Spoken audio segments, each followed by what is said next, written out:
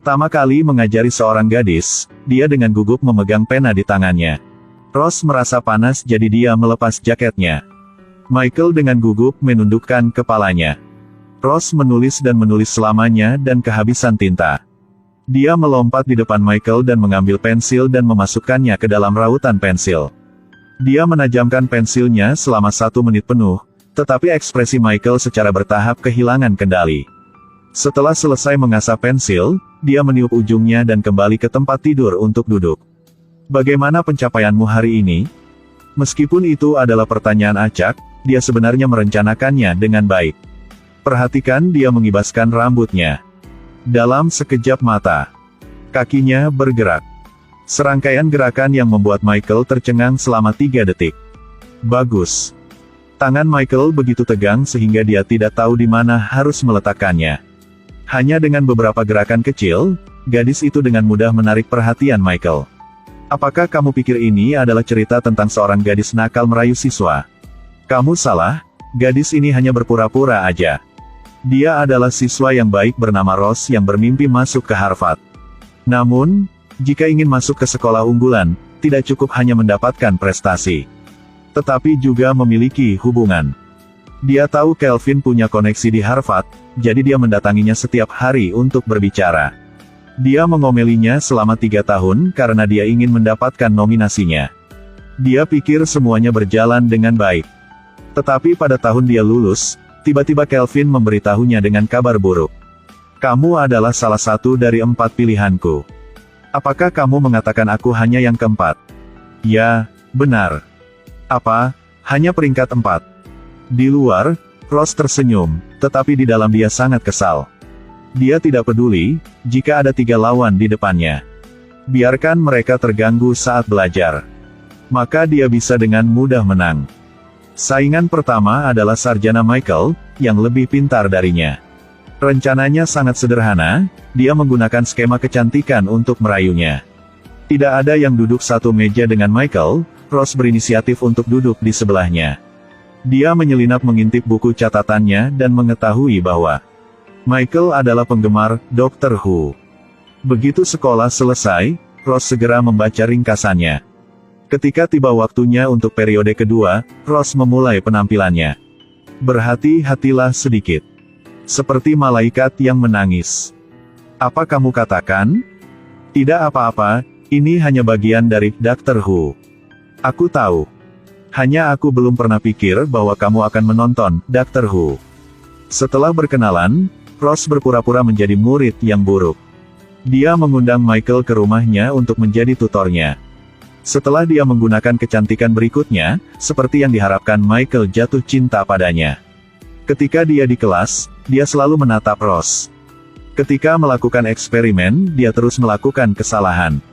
Segera, kinerja akademisnya pasti akan turun. Dia dengan mudah memenangkan putaran pertama. Ross telah menargetkan 2 lawan yang tersisa. Dia hanya tidak tahu bahwa Michael lebih pintar darinya. Bagaimana dia bisa dengan mudah jatuh ke dalam perangkapnya? Ambil macan tutul di pintu depan, ambil lobster di pintu belakang. Dia akan membayar mahal untuk penghinaannya terhadap lawannya. Ross ingin kuliah di Harvard tapi masih ada 3 lawannya. Rencananya adalah untuk menjatuhkan mereka satu persatu. Menemukan dulu kelemahannya lalu pelan-pelan pilihnya. Sekarang dia telah menyelesaikan lawan pertamanya. Berikutnya adalah idola pria populer di sekolah, Travis. Ross tahu bahwa Travis memiliki kelemahan. Orang yang dia benar mencintai bukan pacarnya, tapi adalah presiden klub drama di sekolah. Dia pikir orang lain tidak tahu tentang rahasia ini tetapi Ross sudah tahunya. Dia berpikir bahwa sebaiknya membuat mereka berdua menjadi pasangan, jadi dia mencari Travis. Dia menyarankan dia untuk bergabung dengan klub drama. Aku tidak yakin. Aku tidak pernah berakting di film. Jangan khawatir. Anyone who has never made a mistake has never tried anything new. Karena dorongan semangat Ross. Hari berikutnya Travis mengumpulkan keberanian untuk pergi ke klub untuk mendaftar. Tanpa diduga, Presiden setuju untuk membiarkan Travis menjadi pemeran utama pria. Tetapi Travis tidak berani menerimanya. Soalnya di skrip ada adegan ciuman sama aktris yang takut pacarnya akan marah. Pada saat ini, Ross telah mendukungnya. Kalau takut pacar kamu cemburu, lebih baik ganti dengan presiden aja. Itu benar, jika begitu akan sepertinya tidak ada masalah. Presiden tidak memperhatikan sama sekali. Jika merasa tidak nyaman, aku tidak akan melakukannya lagi. Hal ini sudah menyelesaikan masalahnya. Pacar aku akan tidak salah paham. Benar kan? Iya, benar. Sejak itu Travis dan presiden berlatih setiap hari. Dia bahkan tidak pergi ke sekolah. Sementara Ross tersenyum, rencananya selesai. Sekarang hanya lawan terakhirnya adalah Kennedy. Ross menyelidiki bahwa Kennedy suka menulis. Tetapi naskahnya tidak pernah dipilih. Ciri yang paling umum dari gangguan kecemasan sosial adalah kurangnya afirmasi dari orang lain. Ross pergi menemui Kennedy dan memuji naskah yang dia tulis sangat bagus. Kennedy tampaknya tidak peduli pada awalnya, tapi dia sudah tersenyum.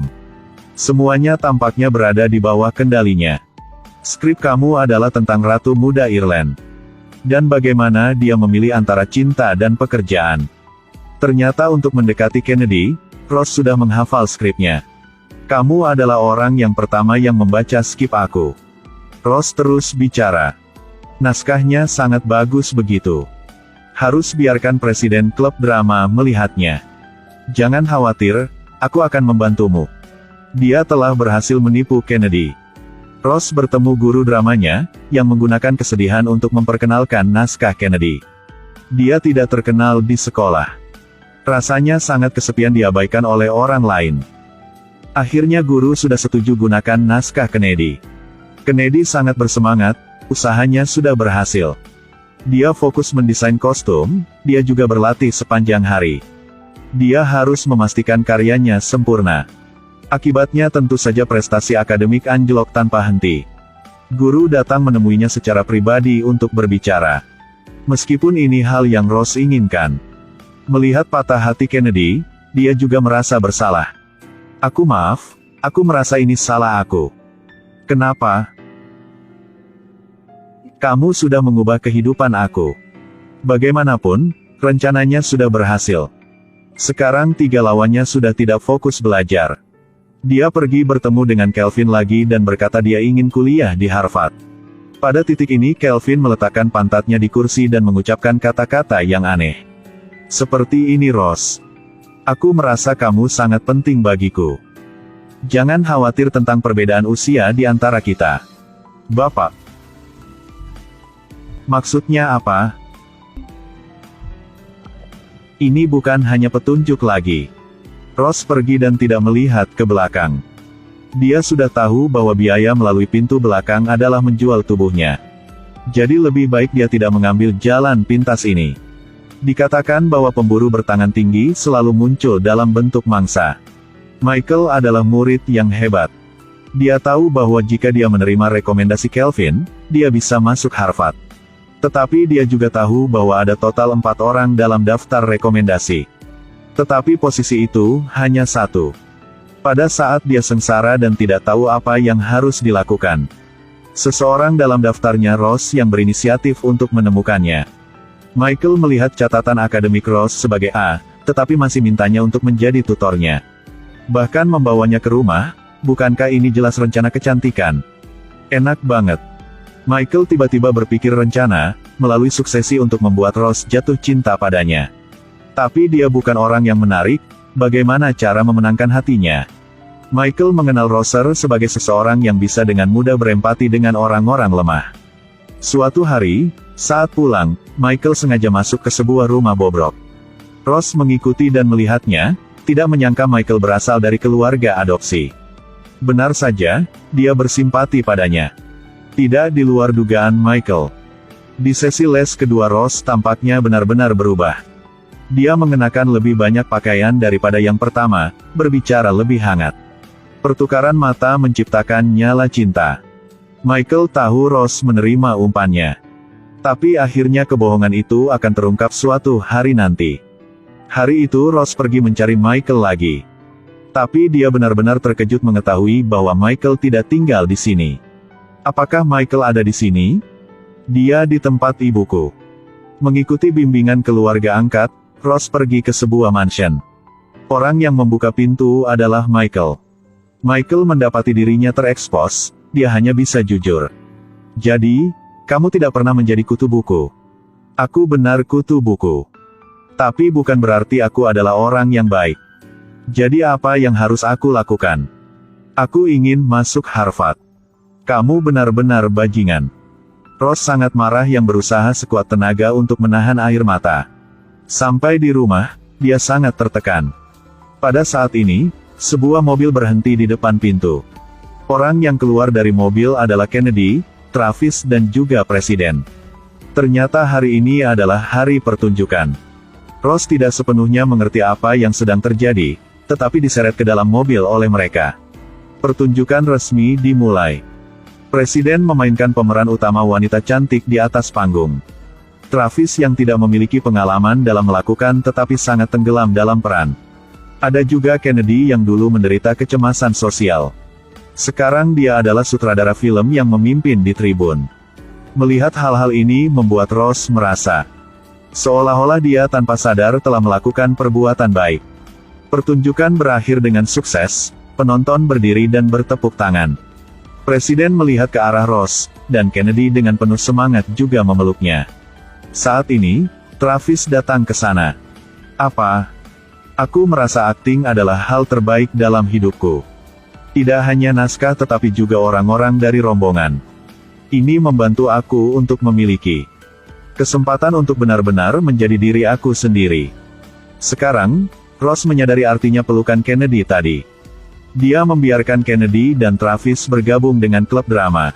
Yang dimaksudkan untuk tidak akan fokus pada studi mereka. Tetapi kemudian secara tidak sengaja, dia membantu mereka menemukan jalan hidupnya. Ross pernah merasa bersalah tentang kekejamannya. Dia pergi mencari Kelvin untuk terakhir kalinya, yang terkejutnya Michael juga ada di sana. Jelas dia datang ke sini untuk menyanjungkan Phil, tetapi Ross tidak peduli. Dia membuka ponselnya dan memutar rekamannya. Kamu ingin tidur denganku kan? Aku merasa kita tidak hanya tidur. Kelvin panik, dia terus meminta maaf. Dia bilang dia tidak akan menominasikan Michael lagi, tapi dia adalah Ross. Tapi kali ini Ross menolak. Harvard lebih cocok untuk Kennedy. Jadi aku harap kamu akan menominasikan Kennedy. Ya, bisa. Selamat tinggal, Michael. Film berakhir di sini. Meskipun Ross tidak dinominasikan, dia memiliki teman-teman yang baik ini. Dulu, karena dia ingin kuliah di Harvard, dia memikirkan berbagai cara untuk menyakiti mereka. Tapi tanpa diduga, merekalah yang membantunya menemukan cita-cita hidupnya. Sehingga menjadi lebih bahagia.